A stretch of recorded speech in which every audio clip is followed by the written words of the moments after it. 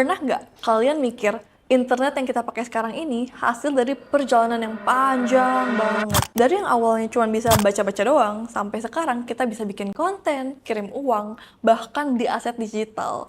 Nah, hari ini kita bakal bahas tentang Web3 yang katanya the future of internet. Tapi sebelum kita dive into Web3, yuk kita flashback dulu ke perjalanan internet dari masa ke masa.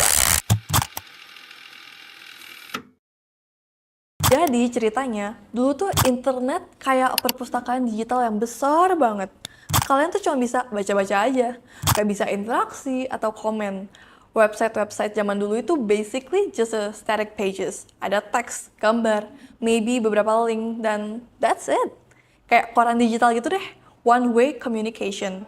Jadi kalian sebagai user cuma bisa consume content, gak bisa contribute atau create.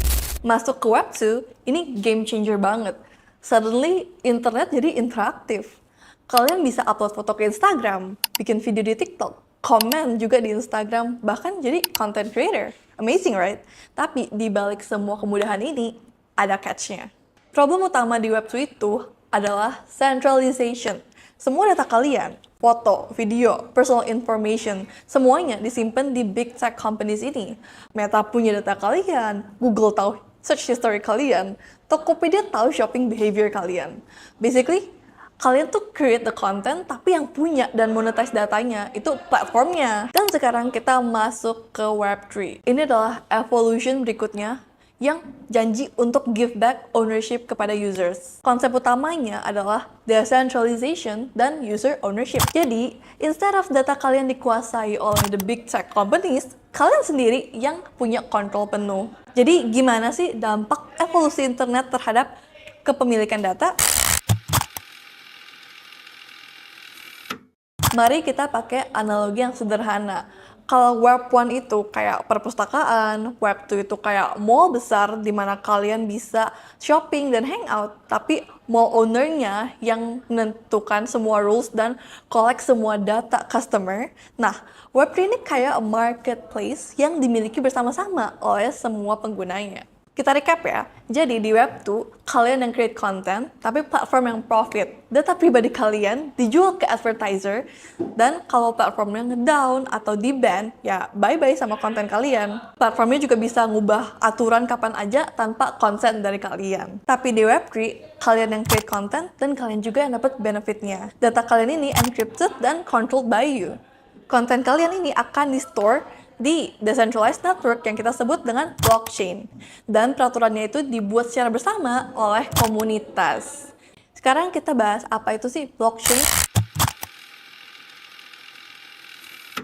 Basically, blockchain ini yang bikin Web3 possible.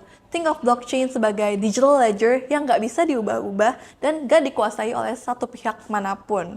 Ini adalah backbone yang memungkinkan true ownership di internet. Contohnya, kalau kalian beli NFT art, ownership certificate-nya ini tuh disimpan di blockchain.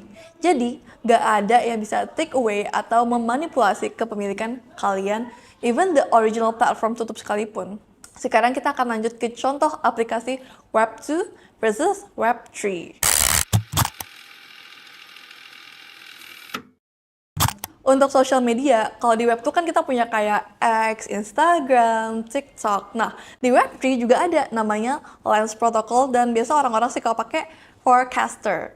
Di segi gaming, ya Web 2 udah banyak ya mobile games, tapi kita sadar ya, item yang ada di dalam game ini nggak bisa pindah ke game lain atau bahkan ya dimilikin oleh si platform game ini. Tapi kalau di Web 3, kita sebutnya sebagai blockchain games atau kayak play to earn, kalian tuh yang bener-bener nge-own aset dan itu bisa di-trade sama player lain. Di sisi finance, kalau di Web 2 ya kita udah terbiasa ya dengan yang namanya traditional banking. Cuman kita sadar kan, kekurangannya apa? Ada jam kerja, kurang transparan, bahkan kalau mau buka data sendiri aja kita harus minta pihak bank kan.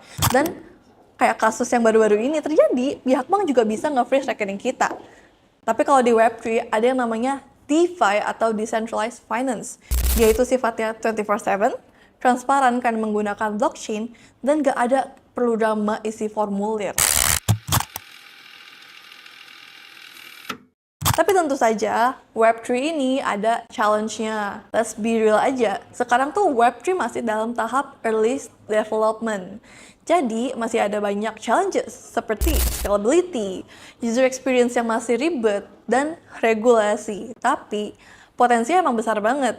Jadi, yang paling penting untuk kalian pahami adalah Web3 ini nggak sepenuhnya menggantikan Web2, tapi memberikan opsi di mana user memiliki kontrol lebih dan menciptakan internet di mana setiap orang bisa merasakan benefit dari kontribusi mereka.